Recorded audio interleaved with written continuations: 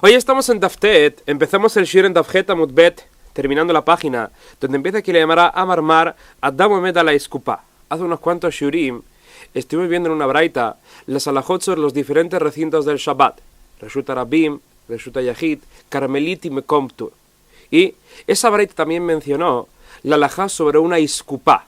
Una Iskupa es el umbral que se encuentra o bien a la entrada de una casa o bien a la entrada de un mavoy. ¿Qué es un mavoy? Lo mencionamos anteriormente en la Gemara. En esos tiempos las viviendas estaban hechas de esta forma. Había un pasillo. Ese pasillo podría estar abierto o bien por los dos lados hacia la calle o por un solo lado. Vamos a fijarnos en este mavoy que está abierto por un solo lado.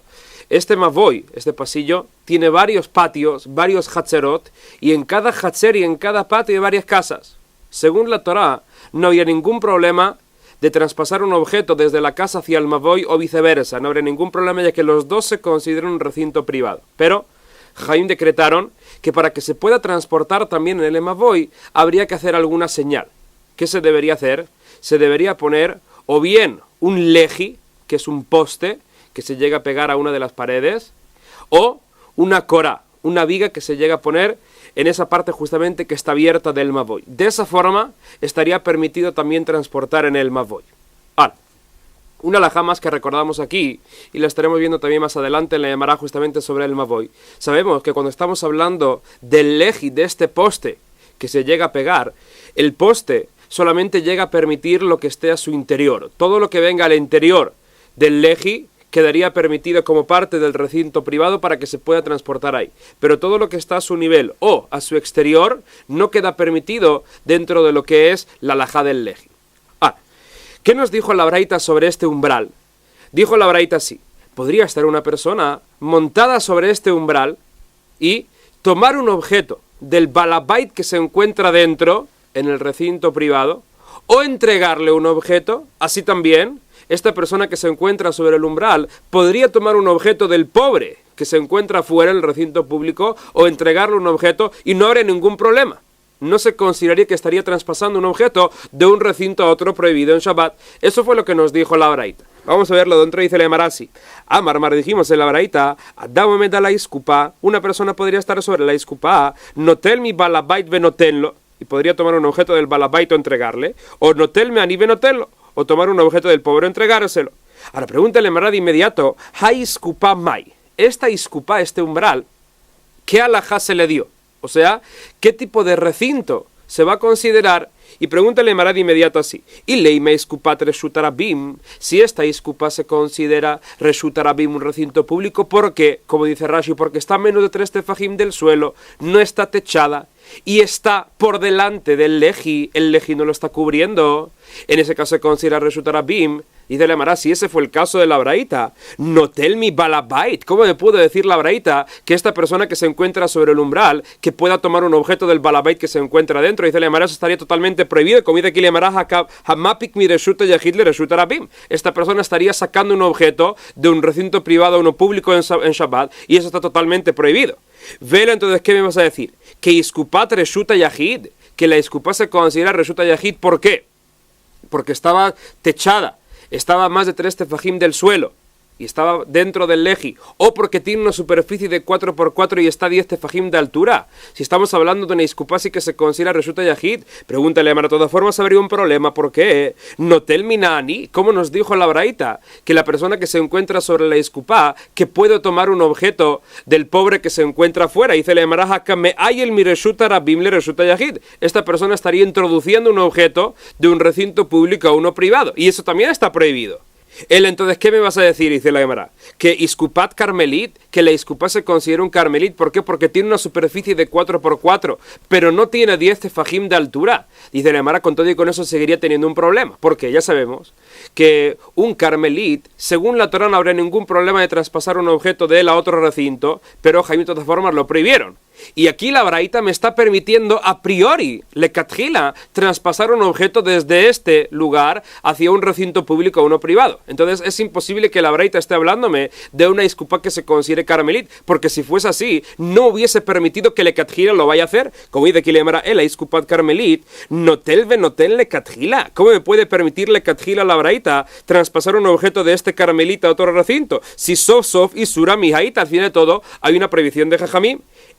Por eso deberíamos decir, dice la Gemara, que iskupa mekomptur bealmahu. Deberíamos decir que esta iskupa se considera un mekomptur. O sea, no fue incluido en los recintos prohibidos según la Torah. ¿Por qué no?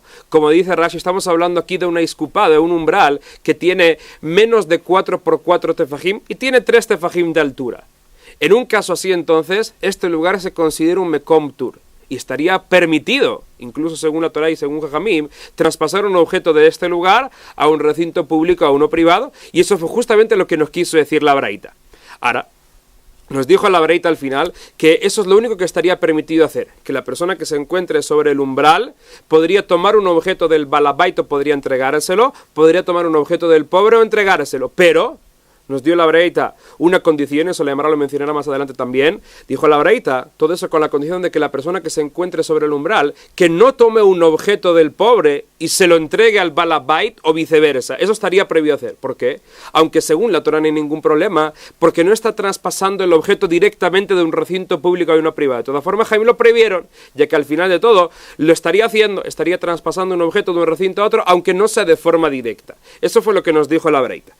Nos cuenta el Emara que esto mismo que acabamos de aprender aquí, dice el Emara vejijat Rav Dimi a Rabbi Yohanan. Esto fue también lo que nos dijo Rav Dimi cuando llegó de la tierra de Israel en nombre de Rabbi Yohanan. ¿Qué nos dijo Rav Dimi? Que makom shem bod dalet al dalet tefajim, un lugar que tiene menos de 4 por 4 tefajim de superficie, se considera un mekomtur, mutar libne reshuta yachid ve libne reshuta rabim lekatefala.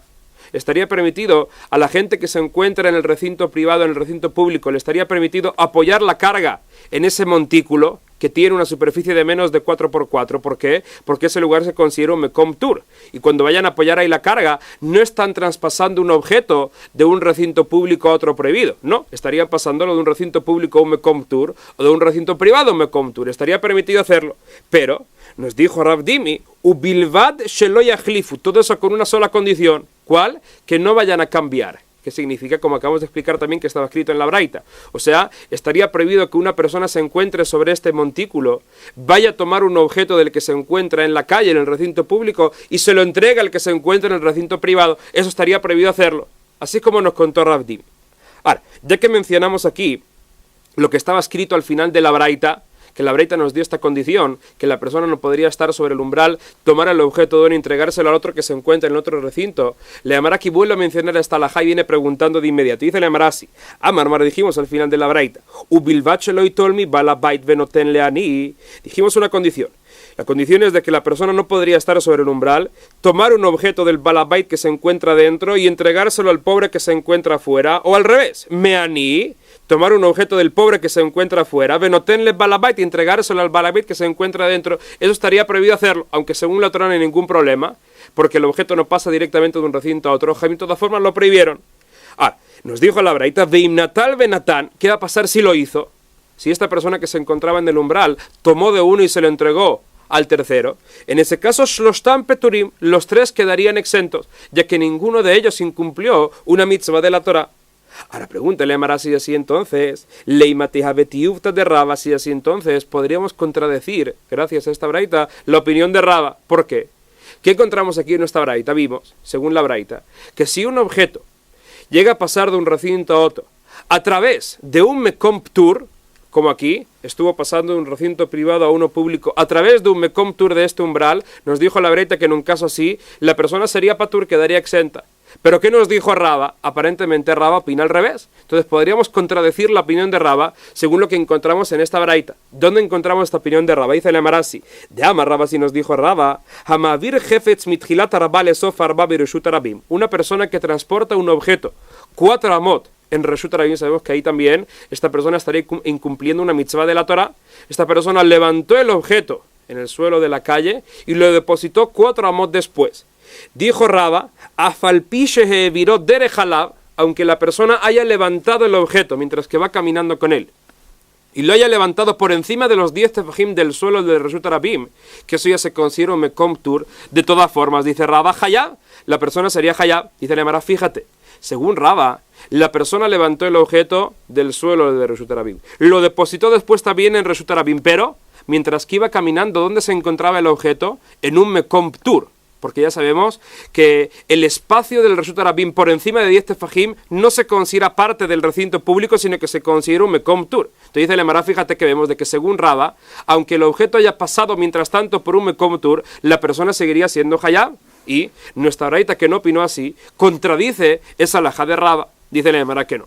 No se parece. ¿Por qué? Hatam, lonach, hajanach. Dice el Emara, en el caso de Raba, el objeto nunca reposó en este Mekom Tur. La persona seguía caminando con él. Entonces, ¿qué pasó al final de todo? Lo que pasó al final de todo es de que este objeto se levantó en un recinto público, se caminó con él 4 amot y se volvió a depositar 4 amot más tarde en un recinto público. Entonces, ya que la persona caminó 4 amot con un objeto en el Reshut Arabim, seguro que va a ser Hayab, pero en nuestro caso, dice la Gemara, este objeto reposó en un Mekom Tur. Entonces no se puede considerar que fue sacado de un recinto privado a uno público directamente o viceversa, no. Reposó en medio en un Mekom Tur. Entonces se considera como si se hubiese sacado de un recinto privado a un Mekom Tur y de un Mekom Tur a un recinto público. Y sabemos que en un caso así no habría ningún problema. Que, ¿cómo podría ser? Si al final de todo esta persona que se encuentra sobre el umbral, lo que hizo fue tomar de uno y entregárselo al otro que se encuentra en otro recinto. El objeto no es de que reposó en este Mekom Tur. De todas formas, como comentan aquí los Rishonim, en el momento en el que la mano de la persona se encuentra con su cuerpo en un solo lugar, y ahí estaba el objeto encima de la mano de la persona, es como si hubiese reposado ahí. Por lo tanto, cuando la persona toma del pobre, por ejemplo, mete la mano en el Mekom Tur para entregársela después al balabait que se encuentra dentro, en el momento en el que se encuentra su mano con su cuerpo encima de este umbral, es como si hubiese reposado ahí el objeto. Por lo tanto, este objeto no entró o salió directamente de un recinto prohibido a otro, sino que entró de un recinto al Mekom Tur y del Mekom Tur a otro recinto, y por lo tanto dijimos en esta braita que sería patur. Así como nos cuenta aquí la Gemara. Seguimos. Dijimos en la braita, en esa misma braita que mencionamos hace unos cuantos shiurim, a Jerim Omrima se dijeron a Jerim, Iskupá meshameshet shte reshuyot. La Iskupá, este umbral que se encuentra o bien a la entrada de una casa o bien a la entrada de un mavoy, este podría hacer 2 funciones. O sea, dependiendo del caso, puede considerarse como parte del interior, como parte del Reshut Yahid, y estaría permitido también transportar en él, o podría considerarse como parte de la calle, como parte del Reshut Arabim. Eso fue lo que nos dijo Rabbi Meir. ¿Y todo de qué va a depender? Dijo Rabbi Meir así, Bisman shapetach patuach, mientras que la puerta vaya a estar abierta, en ese caso kelifrim, se consideraría el umbral como parte del interior, petach naul, pero si la puerta estaba cerrada, en ese caso kelahutz, el umbral se consideraría como parte del exterior. Eso fue lo que nos dijo Rabbi Meir en la braita. Ahora, la Gemara viene preguntando de inmediato así. Asumimos que Rabbi Meir estuvo hablando sobre un umbral que se encuentra a la entrada de un mavoy. Y como ya dijimos, en un mavoy que tiene una sola apertura hacia la calle, está construido de una forma de U, dijimos ahí que para que se pueda transportar dentro de este mavoy haría falta o un leji, un poste, o una corá, una viga que se vaya a poner por encima, justamente en ese lugar donde no hay una pared. ¿Ahora qué? El umbral se encontraría donde, justamente en ese lugar donde no hay una pared, a la entrada del mavoy, y ahí también se llegaría a pegar un poste, un leji, para permitir el transporte dentro del mavoy.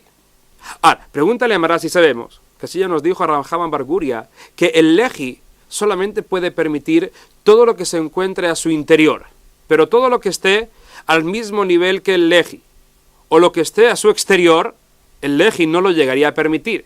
Y normalmente, ¿dónde se encuentra este poste, este leji, cuando se pone sobre el umbral? Se encuentra en la parte interior del umbral, justo antes del suelo del mavoy. Si es así, entonces pregúntale a Mará cómo Rabbi Meir permite transportar en este umbral cuando la puerta está abierta. Dice la Mará, si el poste que se encuentra encima del umbral se encuentra en su parte interior, y habría que poner un poste en la parte exterior del umbral para permitir el transporte dentro de todo ese umbral. Y eso no fue lo que estaba escrito en la braita. Eso es justamente lo que viene preguntando aquí la Gemara. Vamos a verlo dentro, dice la Gemara así. De Afal Gav de Let Leleji, que Rabbi Meir permitió transportar en este umbral cuando la puerta está abierta porque se considera resulta yahid, aunque no haya un leji en el exterior que me permita todo lo que viene después, que sería el umbral. Dice Rab Hama Barguri Amarrab, así ya nos dijo Rab Hama Barguri en nombre de Rab, Toch apetach, el umbral que se encuentra a la entrada del Mavoy, Tzarich leji ajer la tiró, necesitaría un leji diferente para que se pueda transportar en él. ¿Por qué? Porque el leji que se encuentra, el poste que se encuentra a la entrada del Mavoy, solamente me permite lo que viene a su interior. Y ya que este leji está pegado en la parte interior del umbral, no podría permitirme transportar en el umbral, porque no lo está cubriendo. Debería haber un poste que se encuentre al exterior del umbral para que pueda transportar también en él. Entonces, ¿cómo me pudo decir Rabbi Meir que el umbral se considera como parte del interior para que se pueda transportar en él? Ahora dice el Emarasi, vejita, y si me quieres decir Delet Bedalet al Dalet, y si me quieres decir de que este umbral no tenía una superficie de 4x4, y ya que no tiene una superficie para que se pueda considerar como un recinto, a lo mejor no haría falta un leje adicional para permitir transportar en él. Dice el Emara, eso no es así. Vejama Rabhama Barguri Amarrab, ya nos dijo Rabhama Barguri en nombre de Rab, Toja Peta, es el lugar que se encuentra en la entrada del Mavoy, donde está el umbral. Afalpishen Bodalet al Dalet, aunque no tenga una superficie de 4x4, Tzarich leji ajer la tiro, haría falta otro leji para permitir transportar en él. Entonces, ¿cómo nos dijo Rabbi Meir en la Braita que se podría a veces transportar en este umbral? Le Emara trae dos respuestas. La primera dice así: Amar Rabbi Amarrab, así nos dijo Rabbi en nombre de Rab Haja, Beiskupat Mavoy askinan, Jetzio me curé, Vejetzio sheno me curé, Vekiruyo klapei pnim. Dice Rabbi, en verdad, en la Braita estuvimos hablando de el umbral que se encuentra en la entrada de un Mavoy, pero hasta ahora pensamos que a este Mavoy se le había puesto un leji, un poste para que se pueda transportar dentro. Dice Rabbi, ese no fue el caso. El caso fue de un Mavoy al que se le había puesto una corá, una viga. Y la viga tiene una alajá especial. Sabemos que en el momento en el que se llega a poner una viga, se extiende una pared imaginaria desde el exterior de la viga hasta el suelo. Y de esa forma se podría decir como que se está cubriendo aquí esa cuarta pared del Mavoy. Entonces, ¿qué? Esto fue justamente lo que nos quiso decir Rabbi Meir en la Braita. Si tenemos un Mavoy con una puerta en el cuarto lado, ese que estaba abierto, y había una coray, había una viga que está techando parte del umbral, Rabbi Meir siempre estuvo hablando sobre esa parte del umbral que está cubierta con la viga. Y dijo Rabbi Meir así: si la puerta del Mavoy está abierta, en ese caso estaría permitido transportar en esa parte techada del umbral con la viga.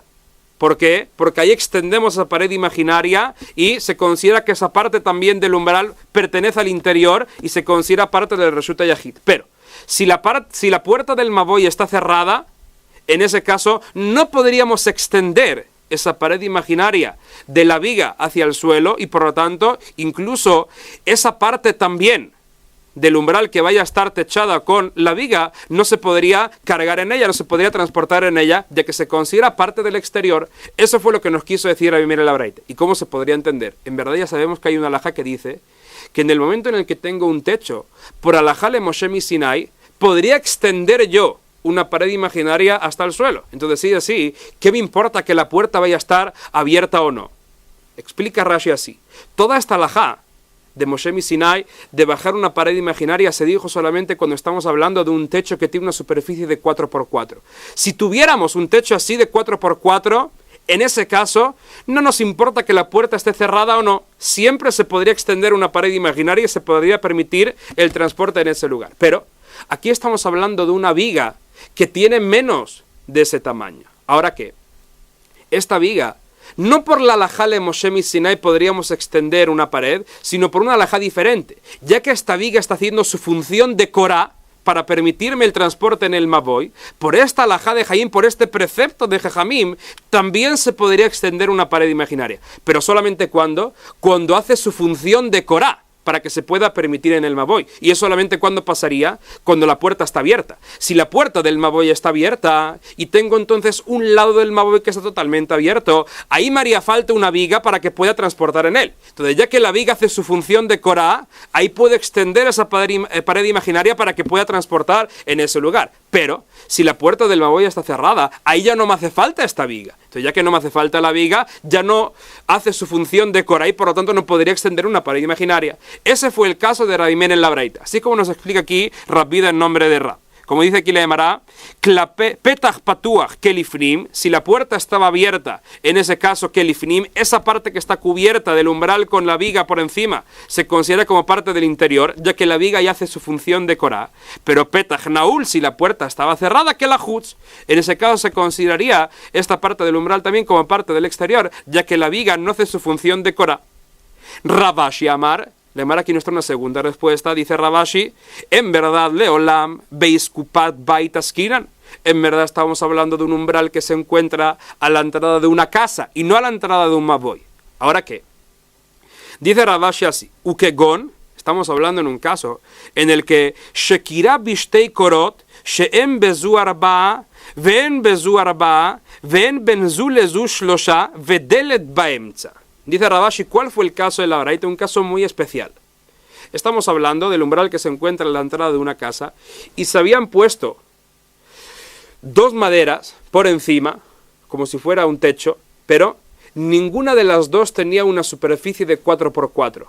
Tenía cada una de ellas un largo de 4 tefajim, pero ninguna de ellas tenía el ancho de 4 tefajim. Ahora, las dos se acaban de poner una al lado de la otra y entre ellas hay menos de 3 tefajim. Sabemos que hay otra halajá de Moshe Misiné que nos dice así: cuando hay un espacio inferior a 3 tefajim entre dos objetos, los consideramos como si estuviesen juntos. ¿Ahora qué? Dice Ravashi así. Estamos hablando entonces de este umbral que se encuentra a la entrada de una casa y por encima del umbral se encontraban estas dos maderas, estos dos trozos de madera que ninguno de ellos tiene el ancho de 4 tefajim, pero entre ellos hay un espacio inferior a 3 tefajim. Y la puerta de la casa se cierra entre las dos maderas. Entonces, ¿qué?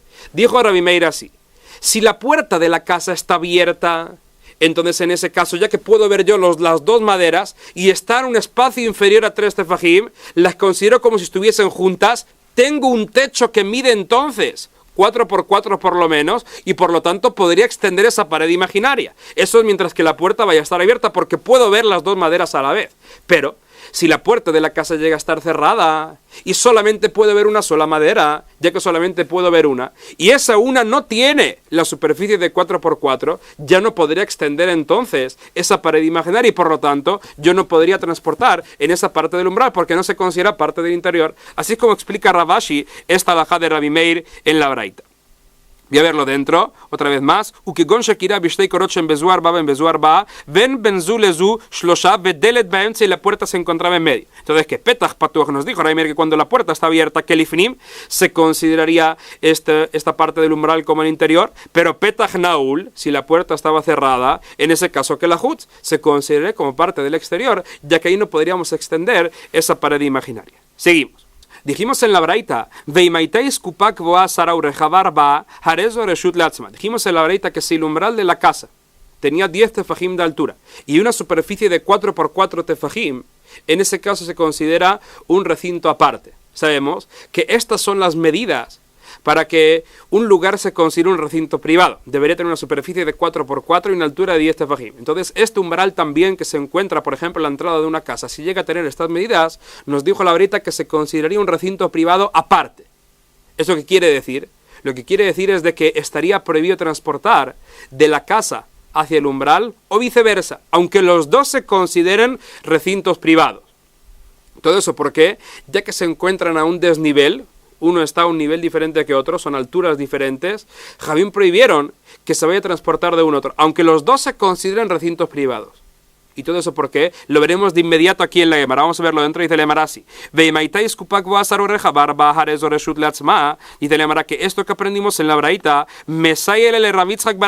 esto apoya justamente la opinión de Rabbi Yitzchak bar Avdimi. ¿Por qué? De Amar Rabbi Yitzchak bar Avdimi, así nos dijo Rabbi Yitzchak bar Avdimi, Omer haya Rabbi Meir, así solía decir Rabbi Meir, Kol makom shetamotze shne reshuyot ven reshut achat, donde te vayas a encontrar dos recintos que en verdad son uno, o sea, son dos recintos privados, pero están a niveles diferentes, como por ejemplo dice Rabbi Meir Kegon, Amud bereshut hayahid, una columna en un recinto privado, Entonces tenemos el recinto privado, es un patio, por ejemplo, y una columna que se encuentra ahí, que Gvoa Sará Berajá Barba, que tiene una altura de 10 tefajim y una superficie de 4x4.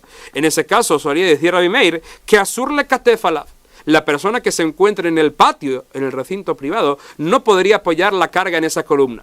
Que la columna también es un recinto privado, y según la Torá no hay ninguna prohibición de traspasar un objeto de un recinto privado a otro. De todas formas, dijo Rabbi Meir, eso estaría prohibido. ¿Por qué? Gezerá mishumtel birshut arabim. Jaim lo prohibieron por un decreto. ¿Cuál es? El temor de Jaim fue que la gente se vaya a confundir entre un caso así y un caso parecido en la calle. O sea, si tuviésemos un caso parecido en la calle, tenemos el suelo de la calle, tenemos un montículo en la calle o una columna que tiene esas medidas, 4x4 y 10 tefajim de altura, ahí sí que habría un problema de la Torá de apoyar la carga en esa columna, porque la persona se encuentra en Reshut Arabim y estaría apoyando su carga en un Reshut Yahid, porque esa columna se considera siempre un Reshut Yahid. Entonces, para evitar un problema así, que la gente lo llegue a hacer también en la calle, dijeron Javim que aunque esta columna se encuentre en un recinto privado, también estaría prohibido apoyar ahí la carga. Entonces dice la Gemara, eso fue justamente también lo que vimos en la Braita, que cuando tenemos dos recintos privados y están a diferentes niveles, a diferentes alturas, ahí también estaría prohibido traspasar un objeto de un lugar a otro. Eso que aprendimos en la Braita apoyó también la halajá de Rabbi Yitzhak bar Abdimi, como acabamos de ver aquí. Seguimos ahora con la próxima Mishnah. En esta Mishnah estaremos viendo varias actividades que no se podrían comenzar antes de rezar Minjá. Sabemos que el tiempo de Minjá es muy limitado, tenemos solamente ciertas horas en el día en el que se podría rezar Minjá, y el temor de la Mishnah es que la persona empieza alguna de estas actividades, se vaya a extender en ellas, se le pase la hora de Minjá y no la vaya a rezar, y esto podría ser en cualquier día de la semana. Por lo tanto, nos dijo la Mishnah que antes de Minjá no se podrían comenzar estas actividades. Un poquito antes de Minjá, que sería media hora antes de Minjá. En verdad, esta Mishnah no tiene nada que ver con las halajot de Shabbat, pero, como ya menciona Rashi, ya que una Mishnah más adelante vamos a estar hablando de otras actividades que no se podrían comenzar justo cuando está empezando Shabbat, adelantó Rabbi Yehuda Nasi esta Mishnah también que nos habla de actividades que no se podrían comenzar antes de Minjá de cualquier día de la semana. Y dice la Mishnah así: Lo yeshev Adam lifnei asapar. La persona no podría sentarse ante el peluquero samuch le minjá, media hora antes de minjá, acheit palel, hasta que no rece. Así también, lo ikanes Adam la merjatz, la persona no debe entrar a la casa del baño para bañarse. Velo le burseki, tampoco podría entrar ese lugar donde curtían las pieles para usarlo. Velo le ejol, tampoco podría sentarse a comer. Velo le din, tampoco se podría sentar a juzgar. ¿Por qué? Como dijimos, porque al empezar alguna de esas actividades se podría extender en ellas, se le podría pasar el tiempo de Minjá. Pero, dice la Mishnah, Veimit Hilu, si la persona ya comenzó esa actividad antes de que llegó el tiempo de rezar Minjá, en Mafsikim, cuando llegue el tiempo de rezar Minjá, no debería interrumpir la actividad que está haciendo mientras que tenga tiempo de terminarla y rezar después. Así es como nos cuenta aquí la Mishnah. Nos cuenta aquí la Mishnah al final, Mafsikim le kriyat shema, si la persona había comenzado alguna actividad antes y ahora llegó el momento de recitar la kriyat shema, ahí la persona debería interrumpir la actividad que comenzó para recitar la kriyat shema. ¿Por qué? Porque esta es una mitzvah de la Torah. Pero, ve'en mafsikim le tefilá, para la tefilá, que es solamente un precepto de Jajamim, la persona no debería interrumpir su actividad cuando la había empezado antes, mientras que le quede tiempo después para poder rezarla. Así como nos cuenta aquí la Mishnah. Aparentemente, en esta última parte, la Mishnah vuelve a repetir una vez más la halajá, que no se debe interrumpir para la tefilá. La Gemara lo preguntará más adelante y veremos cuál es la respuesta de la Gemara. Seguimos ahora con la Gemara. La Gemara viene preguntando de inmediato si sabemos que cuando hablamos del rezo de Minjá, tenemos dos tiempos durante el día en los que se reza Minjá. ¿Qué significa? Sabemos que el rezo de Minjá fue establecido para reemplazar el corbán del tamid que se llegaba a sacrificar en el Bet HaMikdash.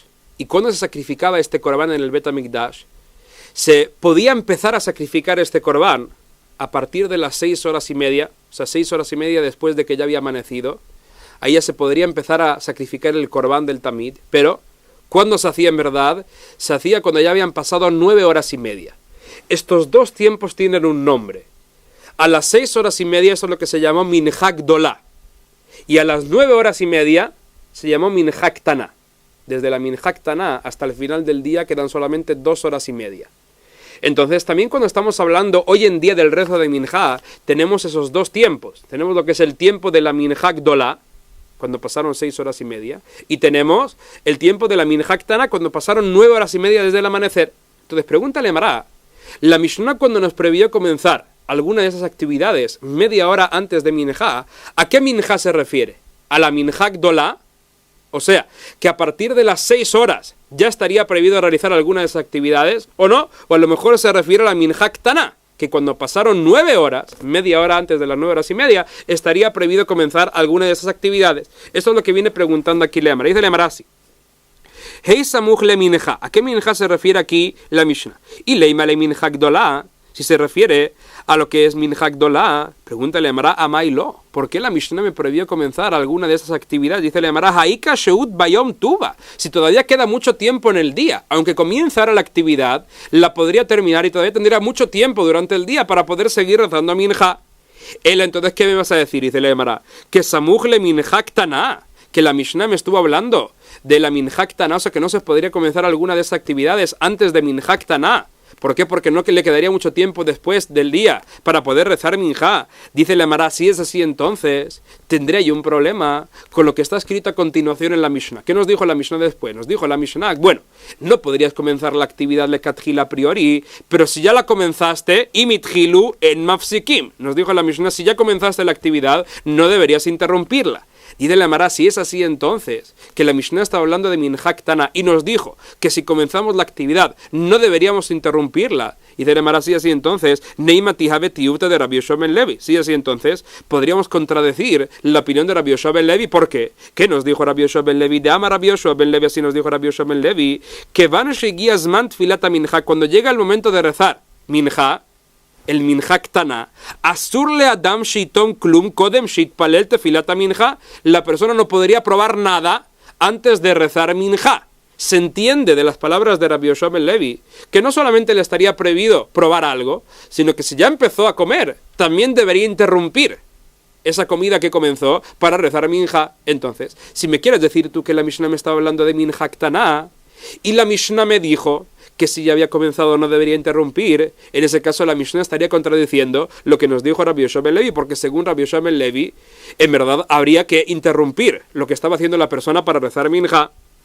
¿Qué contesta el Emara? Dice el Emara así, lo, leolam, samuch le minjá gdolá. En verdad, dice el Emara, estuvimos hablando en la Mishnah de Minjá Gdolá. O sea, la Mishnah me prohibió comenzar alguna actividad antes de Minjá Gdolá, cuando todavía quedan muchas horas del día. Y si es así, entonces, ¿por qué estaría prohibido si todavía quedaría muchas horas del día? Y de Emara, la Mishnah estuvo hablando de actividades que podrían llevar mucho tiempo. Son muy elaboradas. Como dice aquí el Emara, Ubetisporet, cuando estuvimos hablando del corte de pelo, estuvimos hablando de un corte de pelo especial, ¿cuál? El de Ben el Asha. Ben el Asha era el yerno de Rebbi, de Rabbi Yehuda Nasi, y él invirtió mucho de su dinero para hacer un corte de pelo especial que hacían los Kohanim. Entonces dice el Emara, este tipo de corte de pelo es un corte de pelo muy elaborado que llevaría mucho tiempo. Entonces puede ser de que le lleve tanto tiempo a la persona que incluso que lo haya empezado antes de Minjá Gdolá, se le vaya a pasar el día y no pueda rezar Minjá.